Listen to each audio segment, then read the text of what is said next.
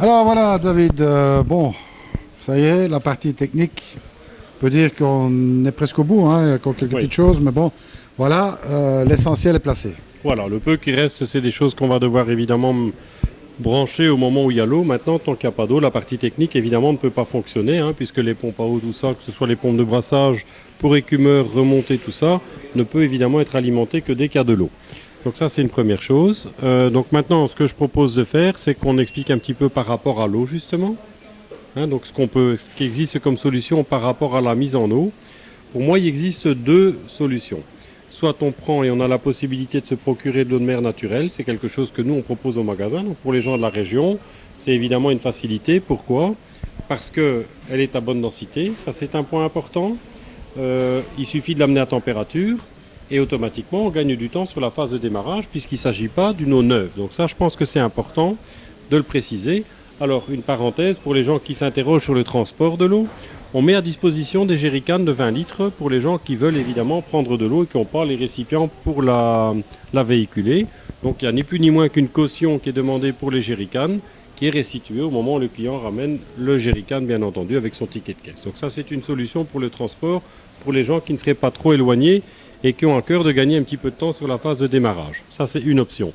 L'autre option, c'est de préparer soi-même l'eau de mer. Ça veut dire qu'on prend à ce moment-là de l'eau douce, idéalement de l'eau osmosée. Alors pourquoi de l'eau osmosée? Parce que si on utilise de l'eau du robinet, il y a toujours le facteur risque qu'il peut y avoir dans l'eau potable, certaines choses, en trop grande quantité. Sur certaines régions, ça peut être des nitrates, sur d'autres régions, ça peut être d'autres choses, comme un taux de calcaire anormalement élevé.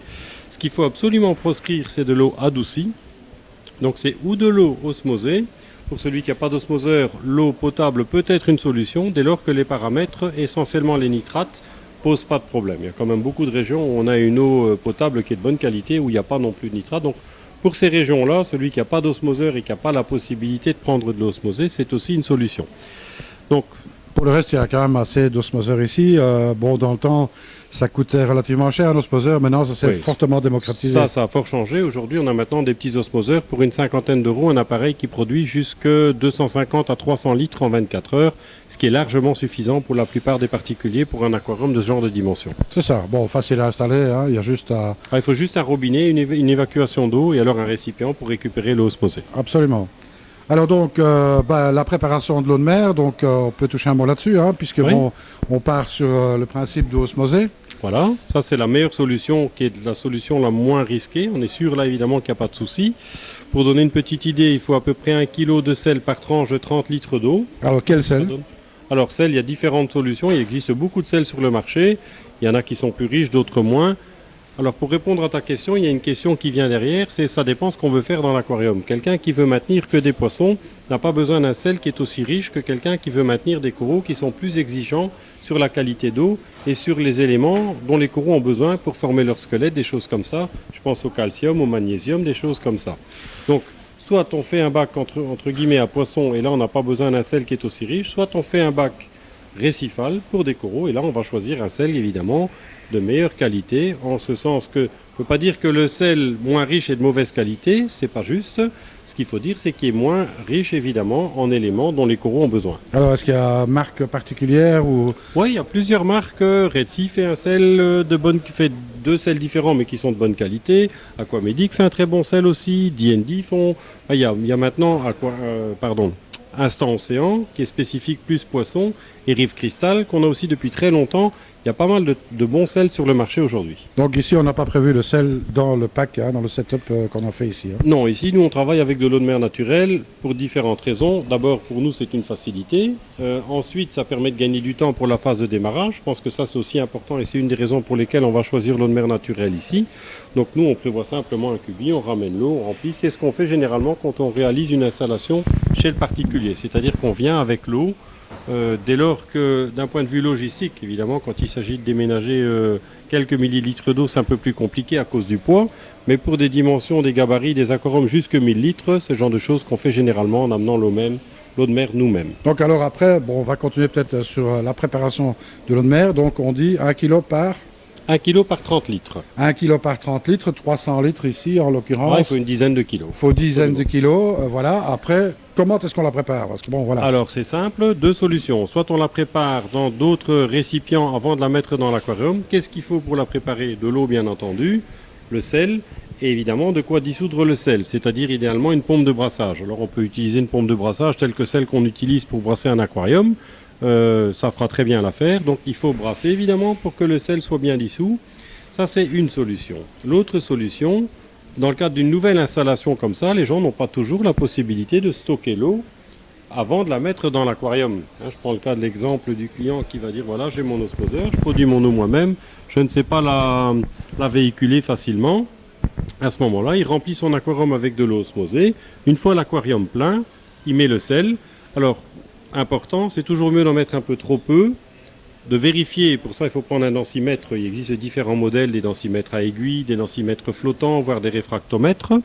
Donc, une petite parenthèse, c'est toujours mieux de mettre un peu trop peu de sel en mesurant. Si on se rend compte qu'il en manque, c'est plus facile d'en rajouter.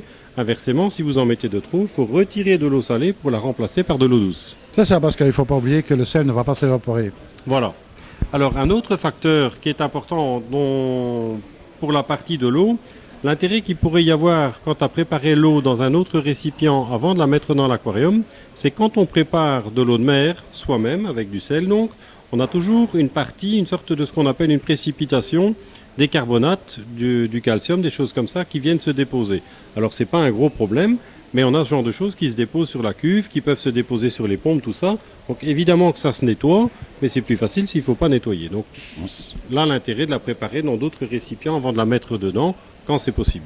Alors, une grosse parenthèse quand même, parce que les autres récipients, il faut quand même être très prudent. Ah, il faut des récipients, pas des produits chimiques évidemment. Pas contenu de produits chimiques, ils sont Du alimentaires. savon, voilà, absolument. Donc il faut vraiment être prudent avec ça, parce que sans quoi, vous commencez par polluer votre bac avant de commencer. Ça, c'est pas la bonne idée, absolument. Important quand même à le souligner, parce que bon... Oui, tout à fait. Après, pour la partie décoration qu'on va entamer maintenant, évidemment qu'ici, je vais montrer comment on réalise un décor quand il n'y a pas encore d'eau. Cela n'est bien entendu, c'est plus facile de réaliser un décor dans un aquarium qui n'est pas encore rempli, bien sûr. On n'a pas les bras dans l'eau, on peut faire quelque chose de sable, on le remplit après. Maintenant, le fait de faire comme ça implique d'avoir de l'eau de mer. Puisqu'on utilise des pierres vivantes, il faut derrière avoir de l'eau de mer à température et à bonne densité, histoire de pas les... D'abord, on ne peut pas mettre les pierres vivantes dans de l'eau douce, et idéalement, on ne les met pas non plus dans de l'eau glacée.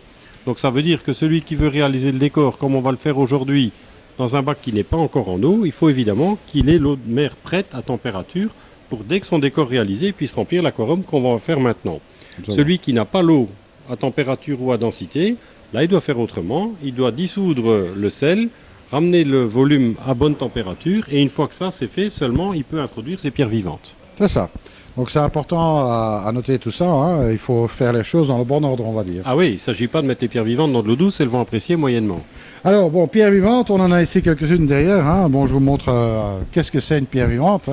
Voilà. Alors pourquoi appelle-t-on ça une pierre vivante? Alors pourquoi on appelle ça une pierre vivante? Au départ, ce sont des pierres qui ont été constituées par des coraux qui ont en fait formé leur squelette. Avant que ça ne soit une pierre vivante, ça a été en fait fait par des coraux. Comme là on parle de pierres vivantes, c'est des pierres vivantes d'origine indonésienne. Pourquoi l'origine est importante? Parce que souvent l'origine elle est liée un petit peu à la densité et à la constitution de la pierre. Si vous prenez des roches vivantes, entre guillemets, qu'on pourrait trouver en mer Méditerranée, qui sont en réalité plutôt des galets, qui sont absolument pas poreux, ils vont absolument pas avoir le même effet sur la qualité d'eau. Il est important d'en parler, la pierre vivante, c'est vraiment quelque chose de capital pour les résultats à long terme dans l'aquarium. Pourquoi? Parce que la partie filtration biologique de l'aquarium, elle est réalisée par la pierre vivante, c'est-à-dire par la partie poreuse de la pierre. Cette partie poreuse, ici en l'occurrence, est composée calcium, carbonate, des choses comme ça, qui ont donc été fixées par les coraux en son temps. D'ailleurs, souvent on voit qu'il s'agit de fossiles de coraux. Et donc c'est cette porosité qu'on recherche. En général, au plus la porosité est élevée, au meilleurs sont les résultats après, puisque l'échange entre le matériau, c'est-à-dire la pierre et l'eau, est meilleur. Enfin, on pourrait presque dire si c'est de la pierre de lave à l'origine qui a été...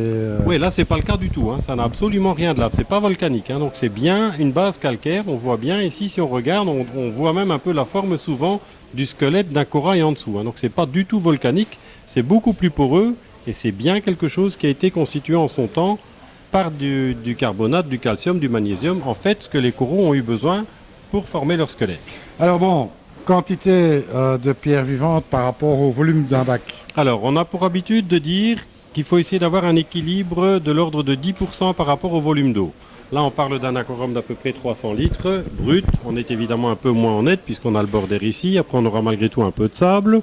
J'irai pour un aquarium comme ça, compter entre 25 et 30 kilos. Pour l'équilibre, évidemment, il n'y a pas de souci quand on en met plus si on veut un décor qui est davantage chargé. Mais par contre, il ne faut pas non plus dire on va mettre que la moitié, ça n'a pas le même effet.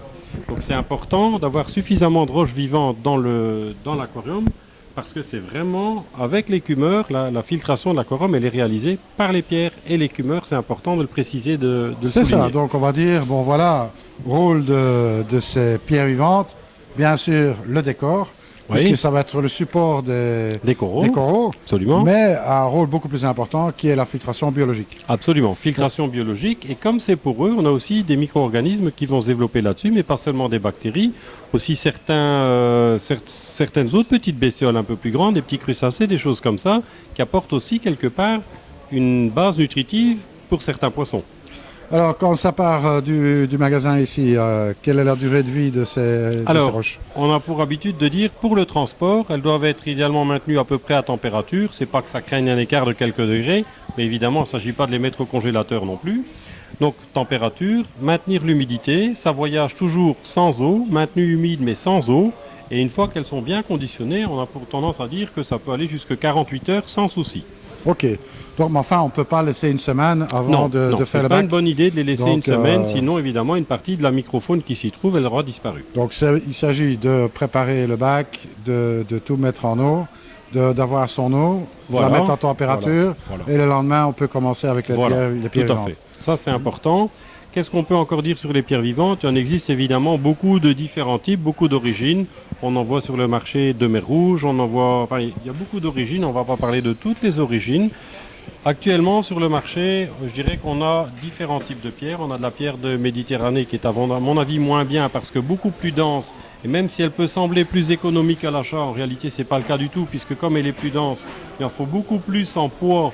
Et comme c'est vendu au kilo, ça revient plus cher quelque part que de l'indonésienne. Donc pour moi, la meilleure pour le moment reste de loin la pierre vivante d'origine indonésienne. C'est ça. On a là. Alors attention, on doit aussi préciser, ici ce sont des pierres qui ont été nettoyées, décantées chez nous. Il y a des gens souvent quand ils voient les pierres, ils disent « ouais mais il n'y a pas beaucoup d'algues et de choses dessus ». Oui, clairement c'est aussi le but. On n'a pas besoin de mettre des pierres sur lesquelles il y a une flopée d'algues, sur lesquelles il y aura un tas d'animaux qui pourraient être indésirables. Il peut y avoir des indésirables comme des skis, des choses comme ça. Comment est-ce que nous faisons quand on reçoit les pierres vivantes d'Indonésie? Elles sont mises d'abord dans un grand bac dans la réserve à bonne température, à bonne densité. Elles sont nettoyées et seulement après elles sont introduites dans le magasin. Ce qui fait qu'on a des pierres sur lesquelles on limite très fortement le risque des animaux indésirables qui pourrait y avoir, tout en ayant aussi des pierres avec lesquelles on aura très peu de problèmes de pollution. Pollution pourquoi? Si on prend la pierre vivante d'origine telle qu'elle nous parvient en Indonésie, elle est prise, elle est envoyée chez nous, il y a fatalement des choses là-dessus. J'ai parlé des indésirables, mais aussi des choses comme des éponges ou ça qui meurent après le transport. Si elles ne sont pas décantées et nettoyées, forcément qu'elles meurent dans la nouvelle installation. De là, un pic de pollution nitrate et nitrite qui serait plus important. Quand elles sont nettoyées et décantées comme on les a ici, en démarrant avec ça et de l'eau de mer naturelle, le risque de montée de nitrite et de nitrate est fortement réduit. Ça ne veut pas dire qu'il n'y en a pas, mais c'est beaucoup moindre et c'est surtout beaucoup moins long dans le temps. C'est ça. Alors bon, ça c'est pour la partie de la base de la décoration, les pierres de lave. Oui. Reste encore un mot à donner, parce qu'on va revenir sur les pierres de lave, hein, c'est pas fini. Non. Mais il y a encore une partie qui va occuper le fond du bac, c'est le sable de corail. Oui, alors important d'en parler. Pour clôturer, je pense, la partie pierre, on a parlé de la roche vivante. On doit aussi parler, même si ce n'est pas tellement le cas ici, on a quelquefois des gens qui veulent réaliser des aquariums à poissons de gros volume. Et où évidemment, vu le budget de la pierre vivante, ça peut être frayeux de ne mettre que de la pierre vivante. On a des alternatives, c'est-à-dire qu'on a de la pierre récifale. C'est de la pierre qui au niveau texture est proche de ça, mais évidemment qui n'est plus vivante. C'est-à-dire que ça a été transporté à sec par des méthodes de transport qui ne sont pas du transport aérien mais du transport maritime, c'est-à-dire que c'est des pierres sur lesquelles on n'a plus rien de vivant, mais où on a toujours cette texture qu'on recherche, c'est-à-dire la porosité.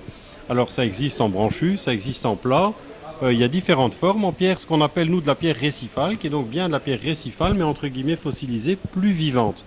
Pourquoi c'est intéressant d'en parler, je pense? Parce qu'on a quelquefois dans ces pierres-là des formes et des tailles qu'on trouve difficilement sur les pierres vivantes et c'est intéressant pour les très gros volumes. Je m'explique. On a besoin quelquefois pour des très grands aquariums, des plateaux, des pierres qui font 50, 60, 80 cm. Évidemment, pour de la roche vivante, même si ce n'est pas impossible, c'est compliqué. Tandis que sur la pierre récifale, on a quelquefois des pierres plates qui font 80 cm de longueur, comme des très gros morceaux. Donc pour réaliser des décors de très grands aquariums, c'est important d'en parler. Et une dernière chose pour clôturer la partie des pierres qui est importante, il existe aussi des pierres qui ont une apparence, l'apparence des pierres vivantes qui n'en sont pas, qui sont au départ des pierres calcaires, qui sont mises en mer pour être colonisées ou dans des bassins pour être colonisées, qui sont retirées et ensuite à nouveau transportées sans eau. Donc on ne peut plus considérer que c'est de la pierre vivante, même si elle s'en rapproche au niveau esthétique, elle reste plus dense. Donc au niveau équilibre sur la qualité d'eau, c'est moins bien, mais elles ont quand même un avantage. Pas par rapport à la pierre vivante, mais encore une fois pour des grands aquariums ou pour créer des décors un peu plus complexes où on a plus de diversité possible. C'est ça. Alors bon, on revient au sable de corail. Bon là, il en faut pas vraiment beaucoup. Hein. Non, c'est pas comme un aquarium d'eau douce où on a besoin d'une épaisseur pareille de substrat pour dire d'avoir quelque chose où on va venir faire tenir nos plantes. Ici, c'est l'inverse. On fait en sorte d'avoir une petite couche de sable qui n'excède pas généralement 2 ou 3 cm dans l'aquarium. On ne parle pas évidemment des gens qui veulent utiliser des filtres ou des refuges sous la partie technique, ce n'est pas le cas ici. Dans l'aquarium, on met peu de sable, d'une granulométrie généralement, je dirais, nous on conseille entre 1 et 2-3 mm. Pourquoi? Pour pouvoir après, via les détritivores et les animaux qu'on va mettre, avoir quelque chose qui s'entretient de manière plus ou moins naturelle. Si vous mettez du sable de corail qui fait 15 ou 20 mm, pas que ce soit vilain en soi, mais c'est plus compliqué pour l'entretien, que ce soit pour l'utilisateur comme pour les détritivores. Alors, ça se présente en sac? Ça se présente en sac, ça existe en sac de 5 kg, en 10 kg, différentes donc granulométries, on en a parlé, différentes couleurs, ça c'est plus une question d'esthétique, ça existe en noir, ça existe en sable de corail classique, donc là il y a plusieurs possibilités en fonction des goûts de tout à chacun. La granulométrie, on en a parlé, il y a encore deux choses dont on peut parler, il y a le sable vivant, donc là c'est du sable qui est transporté avec de l'eau de mer, avec des micro-organismes. Quel est l'intérêt du sable vivant par rapport au sable classique qui n'est pas vivant? C'est qu'évidemment, à la mise en route, on a un laps de temps qui est raccourci aussi de par la présence des bactéries, des choses comme ça, des bonnes bactéries bien sûr, qui se situent dans ce sable. Donc ça, c'est important d'en parler aussi. Et alors, ça fait gagner un peu de temps pour la phase de démarrage et ça diminue aussi quand on met du sable neuf qui n'est pas vivant, on a davantage de formation un peu d'algues sur du nouveau sable qu'on aura moins sur du sable vivant. Je ne vais pas dire que c'est un monde d'écart entre les deux, mais c'est quand même quelque chose qui fait une petite différence. Alors bon, pour un bac comme celui-ci, quantité? En fonction du décor, puisque on vient faire attention dans ce genre d'aquarium-là à ne pas mettre de sable sous le décor, parce que sinon au niveau de l'entretien, il faut penser que ce sable, il faut pouvoir l'entretenir. Ce n'est pas quelque chose qu'on fait tous les jours ou toutes les semaines, mais il faut pouvoir le retirer, le siphonner, ou pouvoir le remuer et donner la possibilité aux animaux, comme les détritivores, aussi de le remuer. Et donc, c'est le fait de mettre ce sable en mouvement qui va permettre d'évacuer la sédimentation qu'on va venir retrouver dans notre filtre mécanique après. Le but, c'est d'avoir le moins possible de sédiments et de déchets qui traînent dans le sable. C'est ça, alors combien pour un bac? Alors, comme celui-là, je vais donner une grande fourchette entre 5 et 10 kg, c'est pas plus. En fonction de la surface occupée par le décor, bien sûr, puisqu'on ne met pas de sable sous le décor. C'est ça. Alors, ce qui veut dire aussi qu'on ne va pas mettre directement ce sable. On n'ouvre pas le sac et on ne le jette pas dans le bac ici. Non, il y a quand même une petite préparation à faire avant. Alors, dans le cas du sable vivant, il n'y a pas vraiment de préparation. On prend avec un bocal, on immerge le bocal. Je vais montrer comment on fait ici, parce qu'il y a souvent des gens qui se posent aussi la question. Celui qui l'a déjà fait et qui connaît, ça paraît tout simple. Et c'est tout simple. Le tout, c'est de savoir. Après, évidemment, on met, dans la phase de démarrage, on met les pierres vivantes. On en a parlé. Donc, la mise en eau. Dès que l'eau est à température et à densité, selon la technique qu'on choisit pour la préparation de l'eau, si c'est de l'eau qu'on fait soi-même ou de l'eau de mer naturelle, le sable, on ne le met pas tout de suite. C'est-à-dire que généralement, on a pour habitude de dire aux gens d'attendre 1 à 2 semaines après la mise en route et donc après l'introduction des pierres vivantes, parce que ça, on n'en a pas parlé beaucoup non plus. Ce qui met en route l'aquarium, c'est l'introduction des pierres vivantes. Tant qu'on n'a pas mis de pierres vivantes, il n'y a pas de filtration biologique possible puisqu'on n'a pas de matériaux filtrants biologiques, d'une part. Donc on n'a pas de support et surtout il n'y a pas vraiment de mise en route. Donc c'est quand on met les pierres vivantes qu'on peut considérer que l'aquarium est mis en route et c'est à partir de ce moment-là qu'on peut considérer que la phase de démarrage démarre. Alors, une fois qu'on a mis les pierres vivantes, que l'aquarium est en route, généralement, ce qu'on conseille, c'est 1 à 2 semaines, d'attendre 1 à 2 semaines avant de mettre le sable. Alors, important aussi, c'est pas une obligation de mettre du sable. L'intérêt est essentiellement esthétique, ça demande un petit entretien supplémentaire, bien sûr, mais ça permet évidemment d'avoir quelque chose de plus beau et le rendu des couleurs est meilleur avec du sable. Mais il y a des gens qui travaillent sans sable et chez qui ça se passe très bien. Donc, c'est pas une obligation d'avoir du sable. Absolument. Bon, alors ce sable, il faut le traiter. Alors, le rincer, quand c'est du sable neuf, évidemment, enfin neuf, j'entends par là du sable non vivant, là on le rince tout simplement à l'eau claire, ni plus ni moins, et ensuite je vais montrer comment on fait pour le mettre. Eh bien voilà, alors maintenant encore une petite parenthèse, puisqu'on va revenir encore une fois sur les pierres vivantes. On va faire le décor, on va commencer à constituer le décor ici dans ce bac. Oui. On va le faire à sec, puisqu'il n'y a Oui, pas dans d'eau. notre cas c'est plus facile. C'est plus facile. Alors on ne va pas prendre les pierres vivantes et les jeter comme ça simplement dans le bac. Non, On va utiliser des petits accessoires, c'est-à-dire des pieds comme ceci. là c'est des petits pieds en PVC, donc moi j'utilise ici pour ce genre de choses, c'est ni plus ni moins que des réductions PVC. Celui qui est un peu bricoleur, il prend du tube PVC de qualité alimentaire, dans la mesure du possible, qui coupe à la hauteur qu'il veut, qui vont en fait servir de support pour mettre en dessous de la grille. Alors on va montrer, parce qu'on peut travailler avec ou sans grille.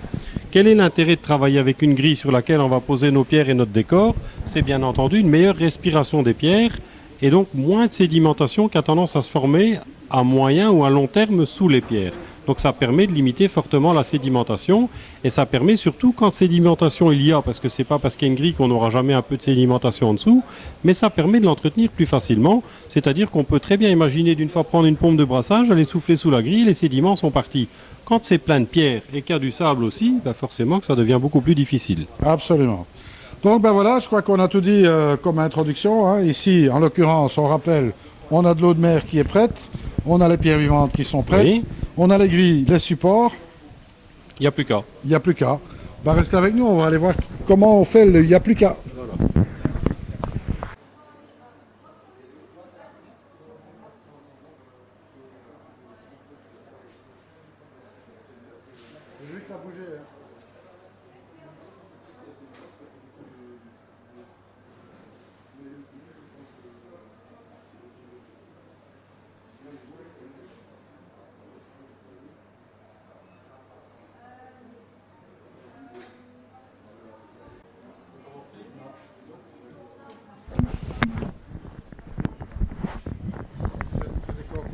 Alors, bon voilà, on est prêt pour ce décor.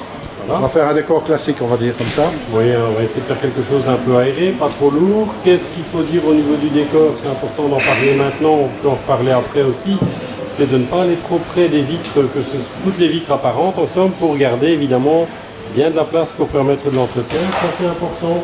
L'autre point important aussi, c'est de ne pas vouloir monter trop maintenant avec la structure du décor en pierre. Pourquoi? Parce qu'il faut garder à l'esprit que le but sur ces pierres, c'est de venir mettre des coraux.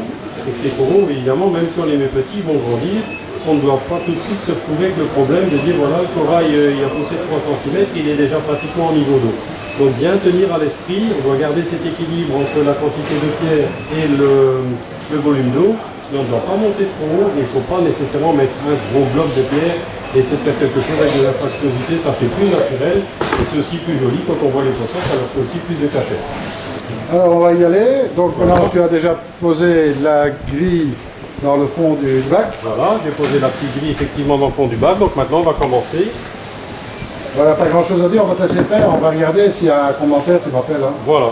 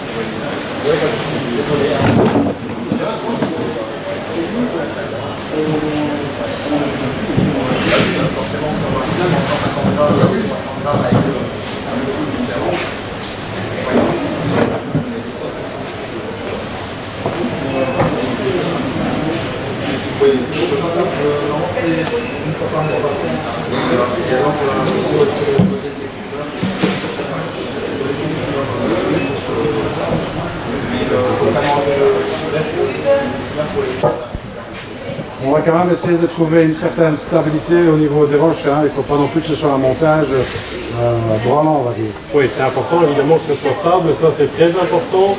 Ensuite on essaie de faire quelques cachettes et évidemment après je vais essayer de camoufler tant que faire se peut la partie gris, évidemment que ce soit le moins possible visible. Après évidemment il y a toujours une petite partie de la grille qu'on voit, mais après que ça on peut jouer quelques petites choses qu'on vient mettre devant et puis c'est tout. Hein. Absolument. Et tout ça prend bien forme. Hein.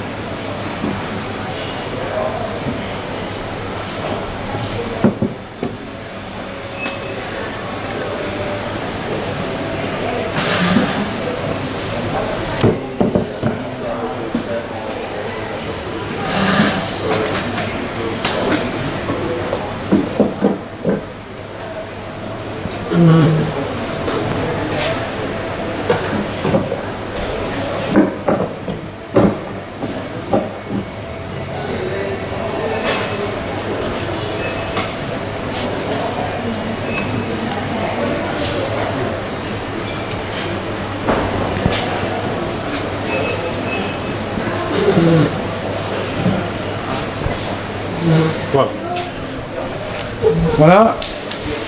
La somme toute, quand on a un peu d'habitude, ça va relativement vite.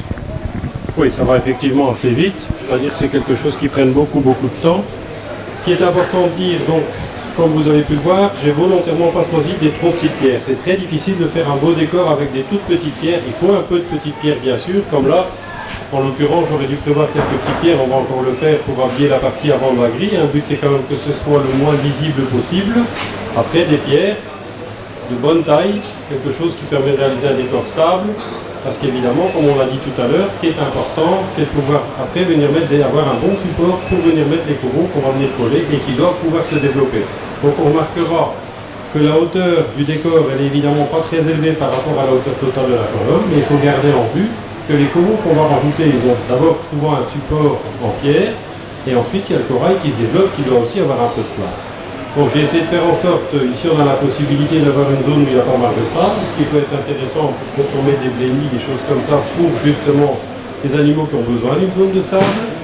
On a bien de la place en dessous, les poissons savent bien passer un petit peu, donc il y a pas mal de cachettes.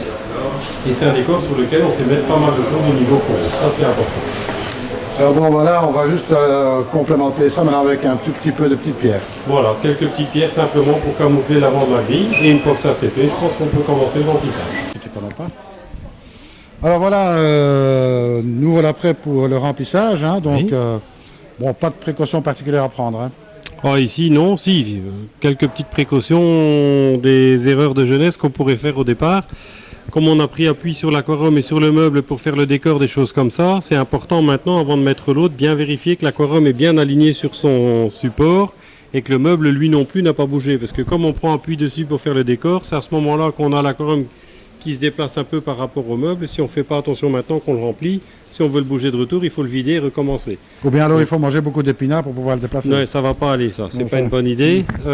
Donc ça c'est important. Vérifier évidemment que, on en a déjà parlé tout à l'heure je pense, mais que le meuble est bien posé sur quelque chose qui est de niveau. Il doit être bien de niveau, c'est important. Une bonne répartition du poids. Et à partir du moment où on a ça, on peut commencer la mise en eau. Eh bien, on va commencer. On y va. Attends.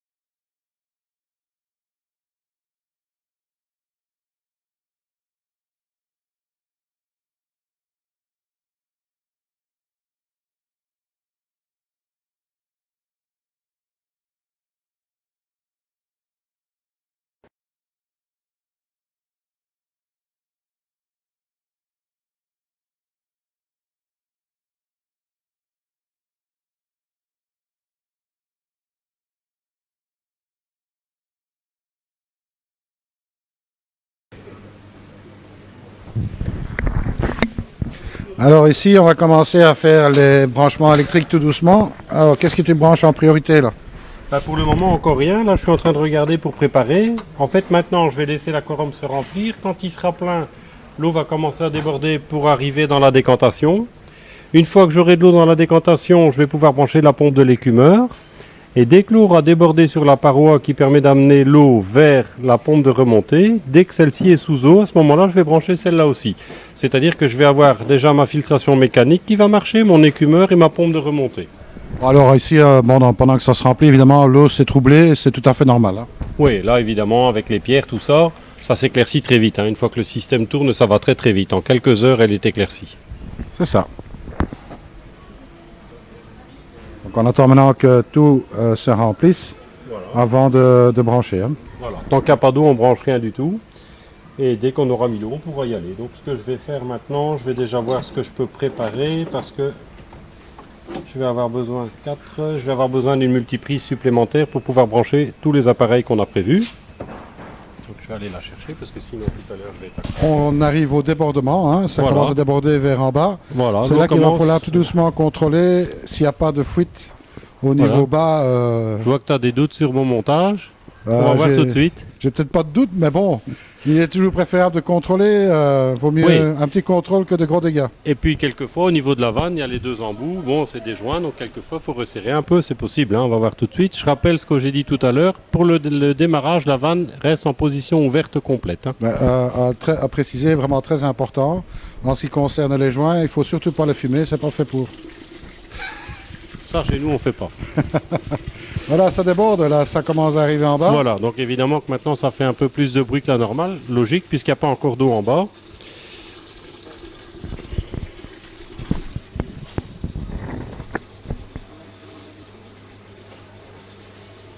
On voit le niveau qui monte dans la cuve, hein, tout doucement. La cuve de gauche.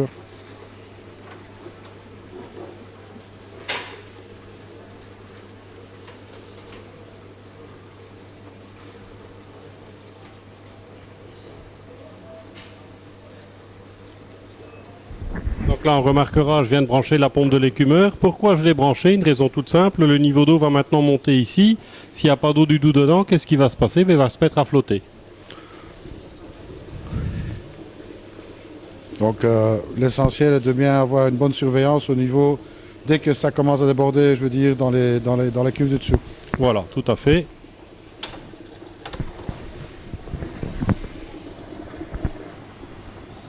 Encore un petit centimètre et ça va déborder dans la deuxième cuve. Voilà, là maintenant effectivement ça va commencer à déborder dans la cuve suivante. Ce que je prends l'habitude de faire généralement quand je fais ce genre d'installation aussi, je laisse remplir jusqu'au niveau maximal. À ce moment-là, j'arrête de remplir. Ce qui fait qu'en fait, avant de mettre ma pompe de remontée en route, je suis certain qu'il n'y a pas de risque d'inondation. Si un jour je coupe la pompe ou s'il y a une panne de courant, il n'y a pas trop d'eau dans le système, donc il ne sait pas y en avoir de trop si le système est coupé. Absolument. C'est un point important à souligner. Ouais, ça évite de devoir nettoyer le salon. Oui. Et d'avoir une remarque désobligeante de madame. Voilà. Voilà, maintenant je viens de brancher tout simplement la pompe de remontée.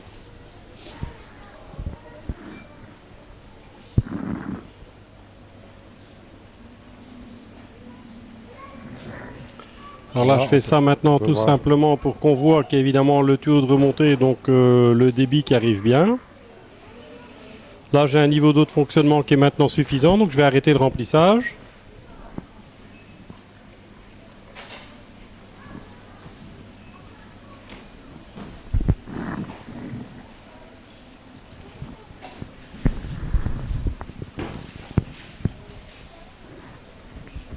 Alors bon, remarquez, bon, l'eau est complètement troublée, mais c'est tout à fait normal, hein. Oui, mais ça, on va voir, ça s'éclaircit. Je vais dire, avec la filtration mécanique qu'on a, ça s'éclaircit presque à vue d'œil.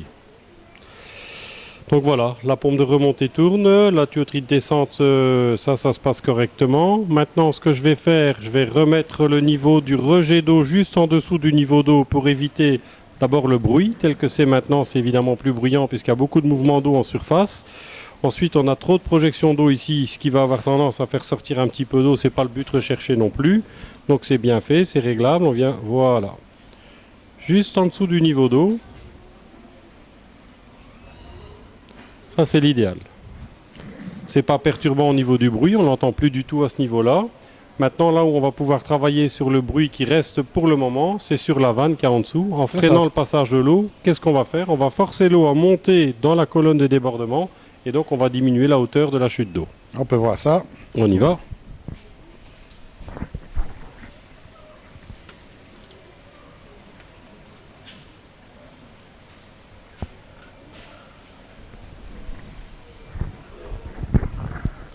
Alors, je vais regarder sur le côté parce qu'évidemment de face on voit pas très bien ce qui se passe.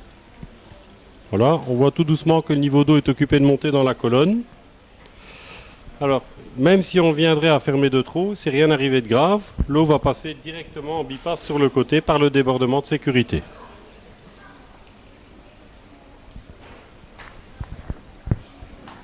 On peut remarquer que l'écumeur, il y a déjà pas mal d'écume dedans. Il y a pas mal d'air et d'écume dedans. On va en profiter pour montrer comment on peut influer le réglage de l'écumeur, c'est-à-dire comment on peut faire jouer le niveau d'eau dans l'écumeur. Pardon. Alors, avec la pièce qu'on a là, on peut venir en fait freiner, même principe un peu que la vanne qu'on a sur la descente d'eau, on peut venir freiner le passage de l'eau en sortie d'écumeur. Automatiquement, le fait de freiner le passage de l'eau, qu'est-ce qui se passe? Ça va faire monter le niveau d'eau dans l'écumeur. Pas vu la piste.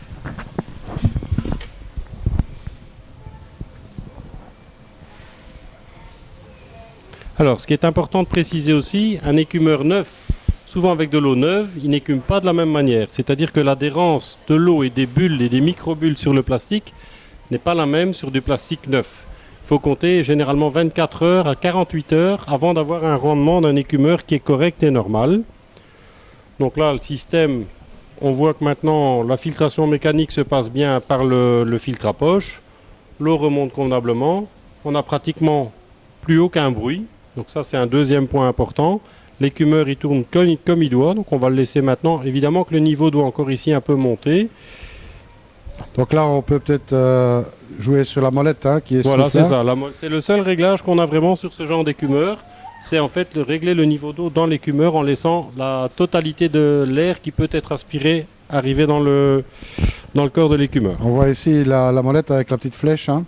Voilà, c'est ça. Donc, et on voit bien le niveau dans l'écumeur.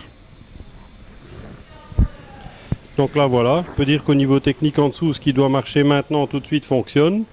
Évidemment que je n'ai pas encore branché le système de remise à niveau automatique. Il n'a pas d'intérêt là tout de suite, puisqu'il n'aura d'intérêt que, je dirais, à partir de 24 ou 48 heures, quand il y aura de l'évaporation, le niveau va baisser un peu à la fois. On constate que l'eau s'éclaircit quand même déjà bien, hein. Oui, ça va assez vite, ça on va pouvoir remarquer ensemble. Ce que je peux peut-être faire maintenant, c'est revenir mettre le petit couvercle, maintenant que le réglage est terminé, on a un petit couvercle en verre qui vient rendre esthétique la couverture de la colonne de débordement. Pour les, comment dire, les pompes de brassage, on les met en route plus tard. Ah non, elles peuvent être mises en route maintenant. Je vais attaquer le branchement de tout ce qui est brassage là en dessous. Ah ben, on va voir ça. On y va.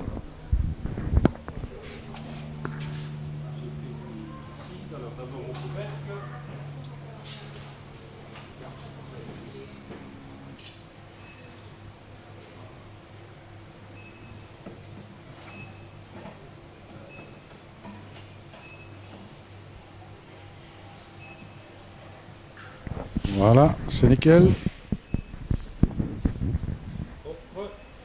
Donc voilà pour la partie couvercle. Donc maintenant on peut laisser s'éclaircir tout doucement. On voit que le niveau d'eau d'écume dans l'écumeur un peu à la fois il monte. Bon, évidemment que c'est de l'eau ici, l'eau de mer naturelle.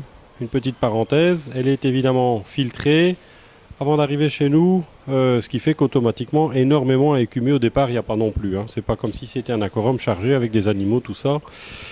En parlant d'écume et d'écumage, aussi important de signaler, il faut absolument essayer de proscrire de la fumée de cigarette à proximité d'une aspiration d'air d'un écumeur. Ça c'est important, ça influe directement sur le réglage et le rendement de l'écumeur. Donc les gens qui veulent utiliser un écumeur comme ça ou un aquarium tel que celui-là dans un local où il pourrait y avoir de la fumée, on conseille de mettre un filtre à charbon sur l'aspiration d'air de l'écumeur pour neutraliser ça. C'est ça. Voilà, un bon truc à savoir.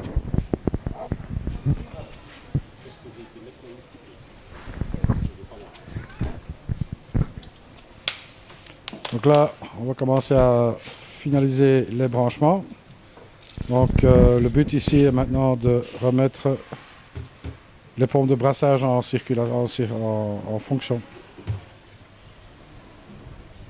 Alors peut-être un mot sur le réglage des pompes de brassage. Oui, alors là pour le moment je les ai juste branchées. On voit évidemment que ça bouge tout de suite beaucoup plus. Je vais devoir regarder sur les boîtiers parce que ce sont des pompes évidemment avec des moteurs électroniques, ce qui permet de faire des effets vagues, des choses comme ça. Quand on a des aquariums de ce style-là où le niveau d'eau est proche du niveau haut de l'aquarium, il faut faire attention à ce que le mode vague soit pas trop élevé parce que sans ça la vague sort de l'aquarium, c'est pas tellement le but. On ne fait pas le mode typhon, quoi. Non, ça on fait pas. Donc voilà, au niveau du brassage, maintenant c'est mis en route. On va peut-être montrer un petit peu sur le boîtier des pompes de brassage. Qu'est-ce qu'on a comme possibilité? Parce que je ne les ai pas encore fixées, histoire de pouvoir justement montrer. Une fois qu'ils seront dans le meuble, ça va être un petit peu plus difficile à voir, en tout cas à l'image. Donc on aura l'écumage qui sera en fonction, la pompe de remontée, le brassage. Et après, on va pouvoir reposer l'éclairage. Et je pense que pour la phase de démarrage, on peut dire que tout est en ordre et que ça tourne. Eh bien, on regarde un petit peu les fonctions maintenant des pompes de brassage. Voilà. Alors, ce qui est évidemment un peu dommage maintenant, bon, ici c'est encore un peu le fouillis avec les câbles électriques. Là, on voit le boîtier en fait de commande des pompes de brassage. Donc, il y a évidemment, on a parlé tout à l'heure, la petite microfiche qui vient se brancher.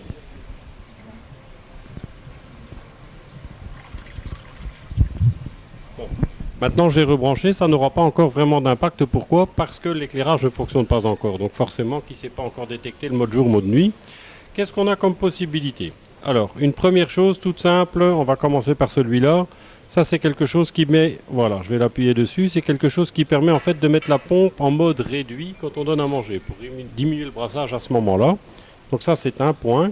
Et après, on a évidemment la possibilité de travailler sur les différents modes. Donc, il y a des modes vagues, il y a un mode continu, il y a un mode vague. Et une fois qu'on est dans le mode vague, on peut aller régler la puissance à la période creuse de la vague. C'est-à-dire que le débit maximal, lui, il est défini, mais on peut aller changer. Vous voyez, ça va d'un sens ou de l'autre. Donc là, je monte, je redescends au niveau du débit. Donc ça, c'est bien le débit au creux de la vague. D'ailleurs, l'eau n'étant pas claire, mais on voit tout de suite au niveau de la pompe de remontée l'impact. À côté de la pompe de remontée, je veux dire. Voilà. Donc voilà, après évidemment c'est bien expliqué sur le mode d'emploi, tous les détails, toutes les fonctionnalités, ça vaut la peine de le lire parce qu'il y a quand même beaucoup de possibilités sur ces petits contrôleurs. Sans le lire, c'est difficile évidemment. Enfin, ce qui est intéressant là-dedans, c'est qu'il y a le mode nourrissage, ce qui veut dire en clair qu'il faut quand même essayer de garder ce boîtier accessible. Oui, tout à fait. Généralement, ce que nous on fait quand on fait une installation de ce style-là, quand elle est terminée, que tous les câbles sont passés partout, on vient les fixer sur le côté. En général, c'est fourni, un petit morceau de double face, tout simplement, ou du velcro, ce qui permet de les avoir facilement accessibles et en vue. Et alors après, on vient colçonner évidemment toute la partie électrique, que ce soit propre. Alors voilà, maintenant on laisse tourner ça pendant... Alors maintenant, je précise qu'on est là avec de l'eau de mer naturelle. Je vais montrer comment est-ce qu'on fait pour mettre le sable. Ça, que ce soit de l'eau de mer naturelle ou pas, ça ne changera pas grand-chose. Maintenant, avec de l'eau de mer naturelle, on laisse tourner, je dirais, une quinzaine de jours. D'ici 15 jours, on prend la peine de vérifier les paramètres. Donc, qu'est-ce qui est important de mesurer au départ? Les nitrites, les nitrates, les phosphates. Et dès lors que tous ces paramètres-là sont bons, ça va donner le feu vert pour introduire les détritivores. C'est ça.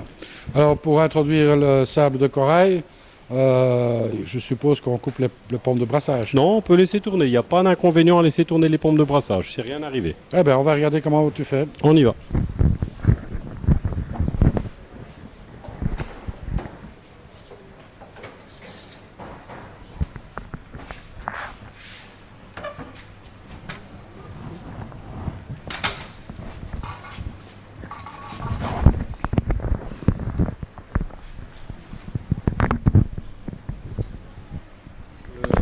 Alors, au principe, ce sable a déjà été rincé ici. Voilà, donc là en l'occurrence, ici c'est du sable vivant, donc il y a de l'eau dedans. Si c'est pas du sable vivant, évidemment qu'à l'heure il n'y a pas d'eau, mais on le rince quand même. Donc le fait qu'il reste un peu d'eau, ça n'est évidemment absolument pas gênant. Qu'est-ce qu'on utilise pour ça? Un bocal. Ici j'utilise simplement un récipient en plastique avec une anse qui permet évidemment de prendre le sable. J'immerge le bocal et je viens verser le sable à l'avant du décor tout simplement. Eh bien, on va regarder ça.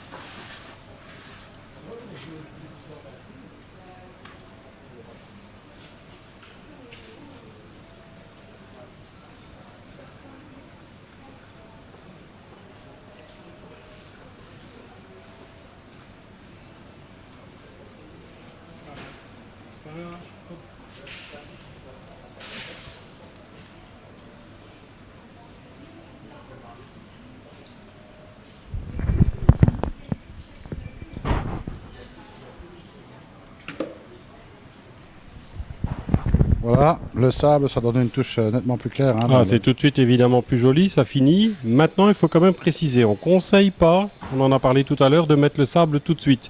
Pourquoi? Parce que dans le cas d'un démarrage, un nouvel aquarium, au début, quand on introduit les pierres, on a pas mal de sédiments qui viennent sortir des pierres. Donc pourquoi c'est intéressant de ne pas mettre le sable directement, ce qui permet évidemment, quand il n'y a pas de sable, d'aller plus facilement le siphonner. Qu'est-ce qu'on fait? Quand on voit qu'il y a des sédiments qui se déposent sur la vitre, on prend un seau, un morceau de tuyau, on vient siphonner ces sédiments. Et en général, ça dure quelques semaines. Et dès qu'on voit que cette sédimentation diminue, à ce moment-là, on peut introduire le sable. Mais il n'y a pas lieu de mettre de sable tout de suite. Ici, on le met pour montrer comment on fait. Mais dans le cas d'une nouvelle installation, on ne conseille pas de mettre le sable directement. Sans ça, il sera tout de suite chargé en sédiments. Et donc, il va falloir l'entretenir pratiquement tout de suite. Donc, en fait, on fait ça même après d'avoir introduit les poissons et les coraux. On pourrait le faire, disons que ce qu'on fait, une fois que la phase de démarrage passée et que les paramètres d'eau sont bons, on met le sable. Pourquoi? Parce que c'est aussi lui qui permet d'après, derrière, d'aller mettre les détritivores qui vont entretenir ce sable. Donc pourquoi je fais une parenthèse sur les détritivores? Évidemment que ça a peu d'intérêt d'aller mettre des détritivores qui vont nettoyer le sable dans un bac où le sable est neuf, dans lequel il n'y aura évidemment rien à nettoyer et pour eux, bien entendu, rien à manger. C'est ça. Alors, on parle des paramètres de l'eau, évidemment, il faudrait surveiller ça certainement au départ. Hein. Donc, oui. Qu'est-ce que tu donnes comme conseil pour faire les mesures en réalité? Alors, les mesures au niveau des paramètres au départ, bon, ici, les paramètres du départ, tels qu'elle est là maintenant, que ce soit de l'eau de mer naturelle ou de l'eau qu'on aura reconstituée, si on fait le test maintenant, c'est-à-dire tout de suite, on va avoir des paramètres qui seront bons. C'est-à-dire qu'on n'aura pas de nitrate, on n'aura pas de phosphate, on n'aura pas de nitrite, tout ça, ce sera bon. C'est souvent le fait de mettre en route et donc d'apporter une charge organique, donc de par les pierres vivantes par exemple, qui font que ça vient à faire monter l'ammoniac, on le connaît, hein, le cycle de l'ammoniac et de l'azote, et les nitrites. Et c'est ça souvent qu'on doit observer comme montée, comme redescente. Ce qu'on a rarement avec l'eau de mer naturelle, mais qu'on a souvent avec de l'eau de mer artificielle. Et c'est ces paramètres-là qu'il faut mesurer au départ, et c'est quelque part ces paramètres-là qui vont donner le feu vert pour l'introduction des premiers animaux après. C'est ça. Alors, tu conseilles quoi comme set de mesure? Différentes possibilités. Je dirais pour des choses comme ça, ce qui reste quand même le plus fiable, ce sont des tests à gouttes pour la plupart des paramètres. Je pense au nitrate parce que pour les nitrates, on n'a pas encore d'autres solutions vraiment efficaces comme des photomètres. Donc pour des gens qui débutent, on conseille, il existe des petites mallettes. JBL par exemple fait des tests qui sont fiables et qui marchent bien, et où il y a une petite mallette qui est adaptée dans laquelle il y a tous les tests, avec en plus avantage avoir dans la mallette chaque petit test à sa place, son emplacement, les petites éprouvettes, tout ce qu'il faut. Alors bon, la fréquence de ces mesures pour le départ, hein, je pense. Je dirais la fréquence pour la mise en route au départ. On fait les tests une fois, allez, je vais dire tous les 4 à 7 jours, c'est suffisant, c'est pas la peine de les faire tous les jours, il n'y aura pas de fluctuation aussi rapide que ça. Et généralement, j'ai envie de dire, si après 2 semaines, les paramètres sont bons, ça laisse déjà donc présager qu'il n'y aura pas de montée de nitrate et pas de montée de nitrite, surtout les nitrates évidemment, qu'elles peuvent venir un peu à la fois chez des gens qui auraient tendance à être un petit peu trop généreux avec l'apport de nourriture. Ouais, mais enfin là, on n'a pas encore mis de nourriture. Hein. Non, il n'y a pas encore d'animaux, pas de nourriture, donc maintenant on laisse faire le temps. On n'a pas encore parlé de l'éclairage, c'est un point important. Ici, je l'ai allumé évidemment. Bon, on va voir, ça va s'éclaircir un peu à la fois, ça va aller assez vite maintenant. Il est important de ne pas éclairer de trop pour la phase de démarrage. Pourquoi? On a évidemment, si on a la qualité d'eau qui est correcte et qu'on a beaucoup de lumière et qu'il n'y a pas d'ennemis naturels, évidemment que les algues ne vont pas demander mieux qu'à se développer. Donc on conseille d'éclairer que quelques heures par jour au départ, pas plus. Pourquoi? Ça n'a pas vraiment d'inconvénient sur la qualité d'eau. Par contre, les algues, elles vont pousser. C'est pas non plus catastrophique, mais c'est tout de suite de l'entretien inutile. Il va falloir nettoyer les vitres plus souvent. Il va y avoir un dépôt d'algues qui pourrait être abondant sur les pierres. Alors, d'autant me diront, c'est vrai, mais après on peut mettre des animaux qui vont manger tout ça. C'est tout à fait vrai, mais il vaut mieux essayer de faire en sorte de limiter le plus possible le développement des algues au départ. On n'a pas besoin d'un développement d'algues important à la mise en route. C'est ça. Alors par contre, on dit quelques heures, c'est combien d'heures? Bon, je dirais, moi je conseille pour les gens qui commencent, parce que forcément quelqu'un qui achète ce genre de choses, il aime bien de voir un peu ce qui se passe, 2-3 heures d'éclairage par jour. Au départ, je dirais la première semaine, et après un peu à la fois on peut monter à raison d'1 heure, 2 heures par semaine pour arriver à un total entre 8 et 10 heures par jour. 8-10 heures par jour. Voilà. Donc on est proche de l'équateur, on va dire. Voilà. Alors ça peut fluctuer, hein. C'est pas parce qu'on éclaire une demi-heure de plus ou une demi-heure de moins, ça va pas avoir beaucoup d'incidence. Après, sur des rampes comme ça, évidemment qu'on a toutes sortes de programmations possibles. On peut commencer par les bleus de manière progressive. Après, on passe avec les blancs et le soir, inversement, on éteint les blancs d'abord et tout doucement, derrière, on vient éteindre les bleus. Alors justement, question d'éclairage, qu'est-ce que tu conseilles pour le démarrage? Il y a une couleur spécifique ou bien? Non, je pense que là, il n'y a pas vraiment de couleur spécifique. Ce qu'il faut limiter le plus possible au départ, c'est ce que les algues aiment bien, c'est-à-dire la couleur blanche. Ça, c'est vraiment ce que les algues vont préférer dans le spectre qu'on a dans des rampes comme ça. Donc le moins possible de couleur blanche au départ. Moi, je pense qu'il faudrait qu'un jour ou l'autre, on fasse une petite émission comment régler ces rampes LED, hein, puisque bon, il y a vraiment beaucoup de possibilités là-dessus. Oui, bah ici, on pourrait peut-être, à la limite, avec une petite caméra déjà montrée ici sur le côté, on a la sélection possible de passer en manuel ou en Wi-Fi. Quand on passe sur le Wi-Fi, bien entendu qu'il faut d'abord avoir téléchargé l'application sur un appareil qui marche en Wi-Fi. Ça peut être un smartphone, ça peut être une tablette. Dans le cas où on ne veut pas utiliser ce genre d'appareil, ben on met la sélection du contrôleur ici tout simplement sur la position qu'on appelle manuelle, où on peut toujours programmer voilà, chaque canal au niveau couleur, au niveau puissance de 0 à 100%. C'est ça. Un petit mot d'emploi à lire, hein, puis voilà. Oui, et puis l'application est bien faite. Hein, donc aujourd'hui, bon, il y a quand même beaucoup de gens qui ont des smartphones ou des tablettes. Je pense que c'est quand même. Puis c'est vrai que c'est facile. On peut faire changer la couleur de l'éclairage avec la tablette ou le smartphone. Le smartphone, je veux bien accepter. Bon, les tablettes, tout le monde n'a pas des tablettes de chocolat. Ah, mais c'est peut-être pas de celle-là que tu parles. Peut-être pas. Enfin, quoi qu'il en soit, c'est vrai, bon, qui n'a plus une tablette ou un smartphone aujourd'hui. Donc c'est vrai que ça facilite, on peut régler tous ces appareillages en fait depuis son fauteuil. Oui, absolument. Donc on nous aurait dit ça il y a 10 ans, on aurait dit là c'est peut-être un petit peu exagéré, mais bon aujourd'hui c'est le cas. Et c'est vrai que les éclairages ont beaucoup évolué à tous les niveaux. On est évidemment avec des éclairages qui sont beaucoup moins énergivores que ce qu'on avait à l'époque. Ça c'est un point. Moins de consommables en ce sens qu'on ne doit pas changer les ampoules tous les ans, hein, contrairement à des rampes HQI ou des rampes sur lesquelles on avait des tubes TL où il fallait tous les 10 à 12 mois changer les ampoules ou les tubes. Donc ça, c'est un autre point. Et alors, l'autre point important, évidemment, c'est que sur des rampes telles que celle-là, on a beaucoup moins d'émissions de chaleur par rapport à l'eau que ce qu'on avait avec des rampes HQI ou des rampes T5, bien entendu. Oui, pour ceux qui ont connu l'HQI, ça, on peut dire que c'était des bouloirs. Hein. Oui, ça, c'est effectivement. Il y a moyen de bronzer en un temps record avec ça, mais pas au sens des UV, hein. Ah non. Plutôt au sens de la brûlure.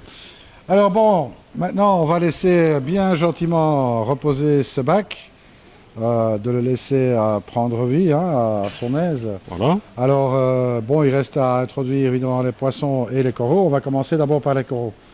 Alors on n'a pas la possibilité de le faire ici tout de suite puisque bon, forcément, il faut le laisser maturer. Oui, on pourrait ici presque quelque part le faire dès que l'eau est à température, enfin elle est à température déjà, mais dès que l'eau serait claire, j'ai envie de dire, puisque la température elle est bonne, la densité elle est bonne, donc on pourrait, si on voulait, pratiquement le décorer dès que la clarté le permet. Mais bon, ici le but c'était vraiment de montrer la mise en eau, tout ça, comment réaliser le décor. Je pense qu'il faut rappeler que c'était une vidéo qui est plus destinée entre guillemets aux débutants, hein, pour répondre aux questions de quelqu'un qui débute, qui ne connaît pas, qui ne sait pas nécessairement comment ça se passe au départ. Donc, je pense que c'est important de Par préciser. contre, on a quand même un avantage, c'est qu'on a un bac qui est quasiment similaire à côté Tout à fait. et qui en fait est de la même marque, etc. Bon, qui n'a peut-être pas nécessairement exactement la même composante derrière parce que forcément il est un peu plus grand. Voilà, c'est son grand frère, hein, C'est celui son- qu'on a présenté Voilà. là, c'est le Xenia 100, celui qu'on voit maintenant donc à l'image avec les animaux dedans et qui est en fonction. Celui-là, c'est le Xenia 130. Il faut rappeler au passage qu'il existe aussi en 160. Bon, là, l'éclairage, on a présenté autre chose. Nous, évidemment, notre but, c'est de présenter un assortiment le plus large possible pour que les gens puissent aussi juger les différences entre un modèle d'éclairage et un autre. Mais ça donne une petite idée de ce qu'on peut faire. Voilà, alors ce qui est intéressant maintenant, c'est que bon, les poissons, ma foi, il n'y a pas trop de difficulté à les introduire, hein. On a déjà parlé comment introduire des poissons dans un... Oui, on dans- avait fait une on a petite fait vidéo sur petite l'acclimatation, vidéo sur effectivement. l'acclimatation. Vous pouvez reprendre cette vidéo-là, c'est intéressant. Mais par contre, on n'a jamais vu, c'est comment coller les coraux. Alors ici, on peut le faire, puisque bon, ce bac il tourne déjà. Oui, tout à Mais fait. montrer un petit peu comment ça se passe pour implanter les coraux. Voilà, tout à Alors fait. ici, c'est peut-être pas tout à fait un bon exemple, je dirais, de bac, parce que bon, il est quand même particulier au niveau des coraux qu'il contient. Ouais, c'est-à-dire que là, il y a effectivement un assortiment. Il y a des coraux faciles dedans, il y a aussi des plus difficiles, hein. Donc, comme je disais, on essaie de présenter un petit peu une gamme assez complète. Donc là, on a du corail agropolype, ce qu'on appelle donc les SPS, des choses comme des Acanthastrea, des Euphilia, des choses comme ça, des Lobophilia. On a quelques coraux mous dedans, mais c'est une minorité dans le cas présent. Quelques gorgones des Caraïbes, qui sont des gorgones qui apprécient la lumière et qui n'ont pas besoin d'être nourries de manière aussi soutenue que les autres. Il y a quelques éponges dedans. Alors, les éponges sont les parties rouges et oranges qu'on peut voir. Les éponges n'ont pas toujours la réputation d'être très faciles, mais en ayant un apport en nutriments adapté pour les éponges et pas d'ennemis qui viendraient les manger, finalement, c'est quelque chose qui est tout à fait jouable et tenable. Et alors après, on a tous les coraux à petits polypes, ce qu'on appelle les SPS, donc Stylophora, Acropora, Pocillopora, des choses comme ça. Enfin, tous les poras. Pardon ? Tous les poras. Tous les poras. Alors bon, donc je vous propose de rester avec nous. On va montrer comment est-ce qu'on peut implanter un corail sur les pierres vivantes. Voilà, tout à fait. Restez avec nous. Donc voilà, David, maintenant on va expliquer un petit peu comment coller un corail, hein. Oui, donc, On a ici deux petits échantillons, enfin deux petits coraux. voilà, deux techniques un peu différentes. Quelque part, il y en existe d'autres, mais ça, c'est les principales. Donc un mastic à double composant. Quelque part, ce mastic à double composant, on le mélange. Quantité identique des deux composants, jusqu'à ce que la couleur est uniforme. Et dès que ça c'est fait, on peut commencer à utiliser coller sous eau. Alors, ce qui est important pour ceux qui ne l'ont encore jamais fait, c'est de ne pas en préparer trop à l'avance, parce que ça durcit vite. Et évidemment, c'est perdu, hein. Une fois que... Comment dire que ça s'est mis en route, la réaction, au niveau chimique, on ne sait pas l'arrêter sur ces produits-là. Donc ça, je pense que c'est important d'indiquer. Et ensuite, une colle de contact rapide, tout simplement. Donc ça, c'est intéressant pour des toutes petites pièces. Ça va très vite. Un petit morceau de colle, hop, on le met dessus. On le tient quelques secondes et c'est fini. Bon, ma première opération, c'est commencer à nettoyer Oui. le corail, enfin le pied de corail, Voilà. et bien sûr l'endroit où on va le coller. Voilà, donc le support du corail et évidemment la pierre sur laquelle on va venir le coller. Pourquoi ? Parce que si on ne le fait pas, il y a forcément un petit peu d'algues ou des choses comme ça, ou un microfilm qui pourrait se trouver sur les deux pierres. Et forcément que si on colle là-dessus, elle ne va pas tenir. Exactement. On peut montrer l'opération, On elles sont peut toutes montrer, assez oui. simples, hein. Donc on prend le corail, on utilise une petite brosse pour nettoyer le pied. Et on va faire la même chose peut-être pour l'autre. Alors ici, on remarque que je vais montrer en passant, c'est important, on voit la couleur du support. Il s'agit ici d'un corail de culture qui est donc sur un petit support qui est en fait comment dire, de la pierre reconstituée. Donc on voit la couleur grise. Donc on a bien nettoyé jusqu'à ce qu'on arrive à la partie de la pierre qui est couleur grise ici pour pouvoir avoir une bonne adhérence au niveau de la colle. On peut peut-être faire le suivant, comme ça c'est déjà prêt pour la suite des opérations.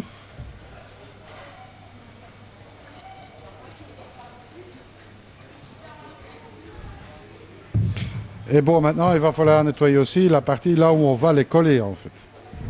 Voilà, tout à fait. Alors,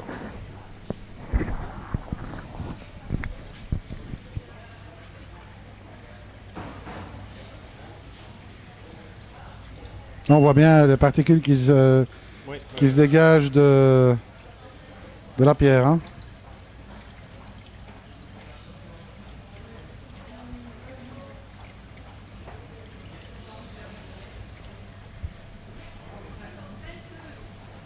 Voilà.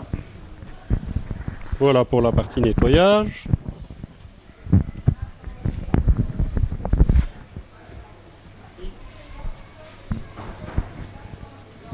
Donc maintenant on va préparer en fait la colle, le premier ou le deux composants peut-être pour commencer, qui est le plus compliqué on va dire. Hein. Enfin, compliqué si on veut. Voilà. Alors c'est comme la mousse à raser, il faut tourner. Hein. Le bas du pot. Voilà, on met deux quantités à peu près équivalentes. Deux quantités équivalentes, effectivement.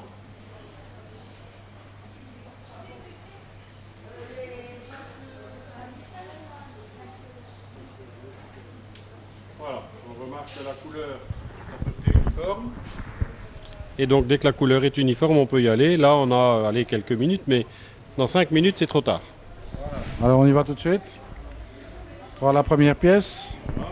Je vais mettre le mastic en dessous. Je vais montrer à la caméra, donc simplement appliquer. Voilà, pas en mettre de trop parce que le but évidemment c'est qu'on n'ait pas une grosse quantité de colle qui soit apparente après.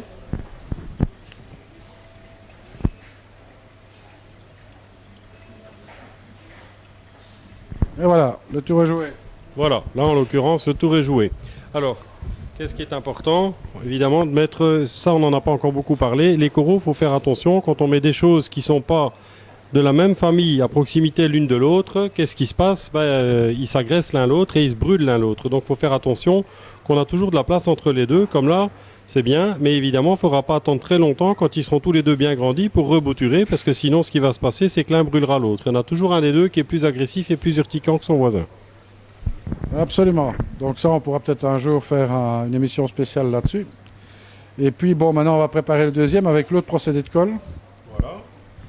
Alors, je vais regarder où je vais venir mettre le second, parce que les places deviennent chères. On va essayer de venir le mettre là. C'est parfait. Il ne faut pas trop bouger tous les appareils. Voilà. Donc simplement...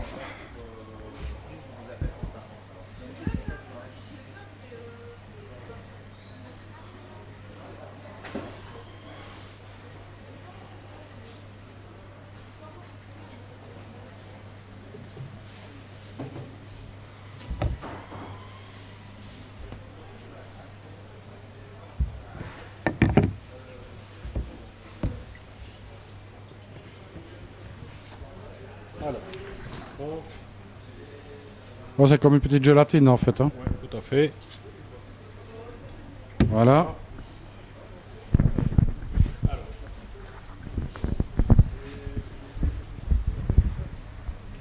Chercher un endroit où on a un peu d'adhérence.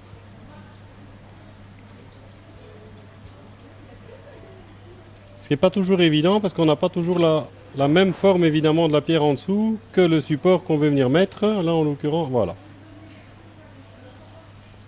Ici il faut tenir quelques secondes.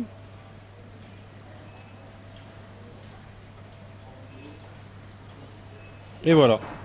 Et s'il faut déplacer un jour, il faut... Ah là il faut prendre un petit quelque chose pour faire levier parce que généralement c'est des colles qui tiennent bien. Donc c'est pas quelque chose qui s'enlève aussi facilement. Hein. Donc un petit levier, un tournevis ou quelque chose comme ça. Voilà, tout simplement. Mais il y a moyen d'enlever. Il y a moyen d'enlever, oui, absolument. Donc on peut remettre la colle au-dessus. pour le remettre ailleurs. Oui, absolument. On enlève le support. Bon, généralement, ce qu'on fait dans ces cas-là, on les laisse grandir. Il n'y a que les parties qui viennent en fait à être gênantes au niveau place. Là, on a 2 cas de figure, ou bien on déplace le pied complet, ou alors on vient évidemment couper les parties qui deviennent gênantes, qui sont au contact des autres pour aller les mettre ailleurs. Alors, on peut voir peut-être l'autre aquarium qu'on a mis en eau là, tout doucement qui s'éclaircit. Sa filtration fonctionne bien. Oui, tout à fait. Bon, maintenant, il faut quelques heures. D'ici quelques heures, il sera clair pratiquement comme celui-ci. Mais on aura l'occasion de revenir sur cet aquarium. On a essayé de le suivre un petit peu, tout comme celui-ci ici qu'on vient de planter. Tout à fait. Donc, c'est quelque chose qu'on a l'opportunité de faire au fil des aquariums quand on vient de racheter un coup d'œil de comment ça évolue. Oui, tout à fait. Je pense que c'est intéressant aussi pour les gens. Ils voient un peu l'évolution avec le matériel, en l'occurrence, qui est utilisé dessus. Et je pense que ça permet aussi aux gens de voir l'évolution des coraux et des animaux dans les aquariums. C'est une parenthèse qu'on peut faire aussi. Les coraux et les animaux qu'il y a dans les aquariums, évidemment, d'exposition, nous ne les vendons pas. Les poissons, ça va de soi, c'est spécialement compliqué d'aller les chercher. Mais les coraux, pareil. Pourquoi ? Parce que le but, évidemment, c'est de montrer aux gens que le matériel qu'on conseille sur ce genre d'installation, c'est quelque chose qui permet de faire en sorte que l'aquarium est viable à long terme et les animaux qu'il y a dedans aussi. Absolument. Voilà David, eh bien, je pense qu'on a dit pas mal de choses, on a donné pas mal de conseils, ce sera une très longue vidéo, Oui. mais encore quelques petits points qu'on n'a pas abordés. En fait, bon, ici, on rappelle qu'on pourra trouver dans le site internet Poisson d'Or un set complet donc, pour tout ce qui est matériel concernant le bac qu'on vient d'aménager. Bien sûr. Et bien entendu, les bacs comme celui qu'on voit ici à notre gauche, c'est-à-dire à votre droite, qui est déjà, lui, bien Implanté parti, en bien eau, implanté. oui. Donc là, on va retrouver donc, tout ce matériel dans le site internet. Pour ceux qui ne savent pas très bien, donc il n'y a qu'une seule commande à faire et on a absolument tout ce qu'il faut pour le faire fonctionner. Tout le matériel technique, donc ça fait partie. En fait, on a créé une rubrique sur le site internet qu'on appelle les aquariums complets clés en main. Donc où on a mis effectivement tous les articles nécessaires, comme on a pu voir ensemble, l'éclairage, le brassage, l'écumage, enfin absolument tout, même les pierres vivantes. Alors je précise, quand les gens commandent les pierres vivantes en même temps que l'aquarium et tout ce qui va avec, et que bon, quand c'est sur place, s'ils prennent de l'eau de mer naturelle, ils peuvent emporter les pierres vivantes de suite, c'est pas un problème. Quand il s'agit d'une vente à distance, on prévoit d'office l'envoi des pierres vivantes sur un deuxième envoi. C'est-à-dire qu'il y a un envoi qui est réalisé avec toute la partie matérielle, tout ce qu'il faut pour la mise en route en somme, et ensuite un deuxième envoi qui est réalisé pour la partie des pierres vivantes. Alors bon, ici il y aura une offre particulière, puisqu'on peut en toucher un mot. Vous allez trouver le lien juste ici en dessous de la vidéo. Dans la partie texte, il y a le lien qui va aller directement vers ces différents aquariums voilà, clé en main. Clé en main, voilà.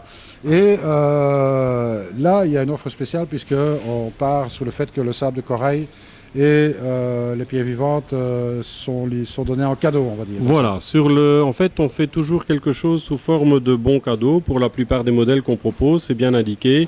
On donne la possibilité c'est une sorte de bon cadeau pour des pierres vivantes, mais on fait en sorte que ce bon cadeau soit aussi valable pour quelqu'un qui aurait, par exemple, déjà des pierres vivantes. On fait un bon cadeau de l'ordre de 10% de la valeur totale du matériel, hors frais de transport, quand frais de transport il y a. Et donc ce bon de 10%, sur l'aquarium qu'on a présenté aujourd'hui, ça couvre les pierres vivantes et le sable. Celui qui dit, finalement, moi j'aime mieux de faire autrement, j'aime mieux d'acheter les pierres vivantes et d'acheter le sable, mais de garder le bon et de me faire plaisir pour des poissons, pas de problème, ça peut être fait comme ça aussi. On offre un bon de 10% qui est valable pour des pierres vivantes, des invertébrés, des poissons, des choses comme ça. Donc le client a encore le choix de dire, moi je mets plutôt les pierres vivantes dans mon bon d'achat, ou bien finalement je paye les pierres vivantes et je garde ce bon d'achat pour me faire plaisir au niveau des poissons et des coraux. Alors bon, on a encore deux aspects qu'on n'a pas encore abordés, puisque bon, maintenant on a mis les pierres vivantes, on a mis les sables de corail, on va considérer qu'on a mesuré les paramètres, tout est en ordre. Ça y est, on peut implanter les coraux. Bon, deux grandes familles, il y a les coraux durs, coraux mous, et puis il y a les anémones. Oui, tout à fait. Donc c'est trois familles, je veux dire, qu'on peut implanter dedans. Alors là, pour aménager un budget, pour aménager le bac qu'on a mis avec les pierres vivantes ici maintenant, je ne parle pas de celui-là qui est déjà implanté, on peut tourner autour d'un budget de combien? À partir de combien, on va dire? Alors, pour le bac qu'on a vu aujourd'hui, donc qui est le Xenia 100, je dirais en budget coraux, en fonction bien entendu de ce qu'on va mettre, en fonction de la taille des coraux qu'on va choisir, en fonction du fait que ce soit des coraux courants ou moins courants, tout ça a un impact sur le prix. Mais histoire de donner une idée, je pense qu'il est réaliste et raisonnable de dire qu'il y a moyen de le garnir pour un budget, je dirais, à partir de 300 €, en mettant des choses de petite taille, en commençant avec des petites boutures et des choses simples et faciles et courantes. Évidemment que si on vient choisir des choses qui sortent de l'ordinaire ou bien des grandes pièces, je compare toujours ça un petit peu à un jardin. Celui qui aménage son jardin aujourd'hui, qui met des arbres de petite taille, il peut avoir des très bons résultats pour un budget moindre, avec un peu de recul bien sûr. Celui qui veut tout de suite avoir un jardin avec des grands arbres, forcément que le budget est différent. Un aquarium, c'est la même chose. Exactement. Alors bon, vous débutez, puisque bon, en fait cette vidéo a été faite surtout principalement pour les débutants. Absolument. Donc vous débutez, moi je vous conseille quand même de commencer par des petites choses. Des petites choses, des coraux mous. Apprenez à ce qu'est la vie de votre eau, parce que c'est important de bien maîtriser son eau. Apprenez à l'entretien de votre bac. On reviendra certainement un jour sur comment entretenir un récifal ou un bac marin. Oui. Et puis, prenez l'expérience de voir grandir vos coraux. C'est vraiment très intéressant. C'est aussi un plaisir et puis ça peut permettre de commencer doucement avec des choses qui sont évidemment moins coûteuses que des grosses pièces. Et quelque part, de les voir évoluer, de les voir se développer, ça fait aussi, à mes yeux, partie du plaisir. Alors, deuxième aspect, bien sûr, les coraux, c'est une chose. Après, il reste encore un aspect, c'est les poissons. Bien Et sûr. là tu peux proposer aussi des différents sets de poissons, un Oui. petit peu en fonction du volume du bac. Absolument. Pourquoi on a proposé ça? Parce qu'il y a évidemment beaucoup de débutants. Quand ils arrivent chez nous, ils voient tout cet assortiment de poissons. Il y a évidemment beaucoup de sortes. Les gens ne savent pas qu'est-ce qui est compatible, qu'est-ce qui l'est pas, qu'est-ce qui mange les coraux. Tout ça, forcément qu'un débutant, il ne sait pas savoir tout ça au départ.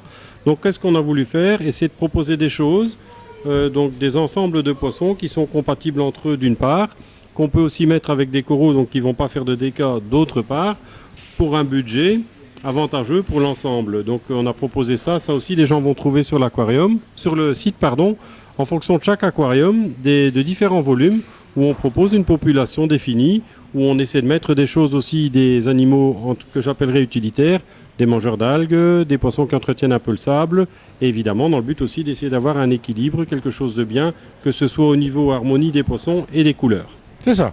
Alors bon, j'espère que ce petit tutoriel, enfin petit, on ne peut pas dire que c'est vraiment un petit tutoriel, puisque bon, la vidéo est quand même assez longue, vous aura donné suffisamment d'informations pour pouvoir démarrer de manière constructive avec un bac marin. Oui, c'est le but. C'est le but. Alors bon, moi ce que je vous dis, n'hésitez pas à vous enregistrer. Si vous aimez les Aquavidiomac, régulièrement on viendra avec du nouveau matériel, etc. Donc enregistrez-vous sur YouTube, c'est gratuit, sur les Aquavidiomac, sur Aquatechnobel sur YouTube. Et comme ça nous permettra de vous montrer d'autres choses. Moi, ce que je vous propose également, c'est de réagir par rapport à cette vidéo. Si vous avez des questions complémentaires, qu'il y a des sujets qui vous tiennent à cœur, dont on n'a pas parlé maintenant, n'hésitez pas, mettez un petit message, comme ça on peut voir pour l'avenir quel sujet ça peut nous traiter. donner des idées pour le futur, effectivement, pour les prochains Aquavidéomag. Si les gens disent, voilà, on aimerait bien voir plus ce genre de choses ou ce genre de choses, ça va pouvoir nous donner une petite idée de ce qui est le plus demandé en somme. Alors, restez bien attentifs. Et le gros avantage d'être abonné sur YouTube, c'est d'avoir les informations. Parce que d'ici quelques temps, je ne vais pas dire tout de suite, mais on aura l'occasion de vous répondre en direct. On a l'occasion de faire des émissions en direct. Eh bien, on va pouvoir profiter de ça. Vous pourrez intervenir directement dans l'émission, poser des questions. On essaiera d'y répondre du mieux qu'on peut. Oui. Mais pour ça, il faut rester informé, bien entendu, de quand est-ce que ces émissions passent et à quelle heure, etc. Bien sûr. Le Tout meilleur moyen, forcément, c'est de vous enregistrer sur YouTube. Abonnez-vous à la chaîne Aquatechnobel et ça vous permettra d'être informé. Oui, alors après, on peut aussi préciser, on est occupé de remodeler un peu le site. Je pense que ça va plus durer très longtemps. Peut-être même que ce sera presque en ligne au moment où où tu auras pu faire le montage des images et des vidéos qu'on a faites ensemble aujourd'hui. Sur le site, on est occupé de travailler aussi pour mettre davantage de vidéos, davantage d'informations. Donc tout ça, on y travaille et je pense que ça devrait plus durer très longtemps. Alors il y a plein de projets, rassurez-vous. Avec David, on a quand même une petite réflexion sur quoi vous amener. Bon, il y a la partie eau douce, bien entendu, il y a tout l'aspect des plantes, il y a tout l'aspect des poissons. On va commencer tout doucement à vous proposer des fiches poissons, de même pour l'aquarium, avec les coraux, etc., avec les poissons. Donc, il y aura plein de choses que vous pourrez voir d'ici peu. Bon, pas dans les médias, on va d'abord terminer celle-ci. Une chose à la fois. Je pense que vous étiez très nombreux à la demander, cette vidéo-là. Et puis, ben voilà, restez attentifs, abonnez-vous. Et puis, merci David, dans tous les cas, pour toutes ces informations. Merci à toi, merci à vous. Et moi, il me reste à vous dire à très très bientôt. Et en attendant, surtout, ne soyez pas sages. Salut à tous. À bientôt.